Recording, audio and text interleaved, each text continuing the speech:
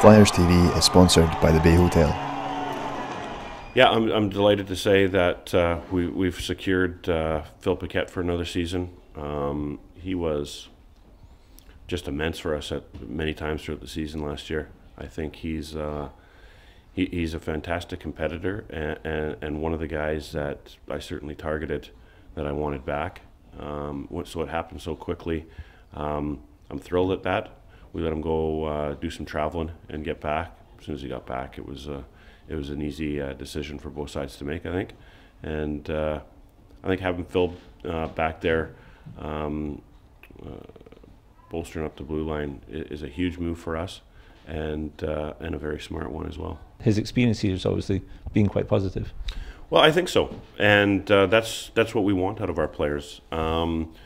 If you have hockey players that are content and enjoy their work atmosphere, and also see that the club has ambitions to improve every year, I think it gets easier and easier for these guys to make the decision. So for me, I start talking to these guys, a little bit before the season ends.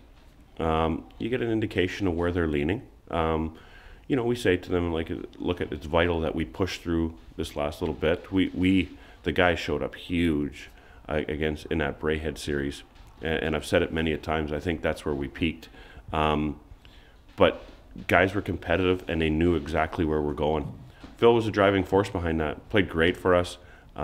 Stuck up for his teammates, and is just a great all-around defenseman and wonderful person. So he's definitely the type of individual we want associated with this club, and great way to lead off our first defensive signing. I spoke to Ryan Dingle a couple of weeks ago, and when I was speaking to him, I was saying, wouldn't it be great if you could kind of sort of bottle that feeling that you had at the end of the season, where you just missed out in the conference, and where you got to the playoffs, and use that early in the season where things maybe aren't going as well, just to help sort of drive on the team.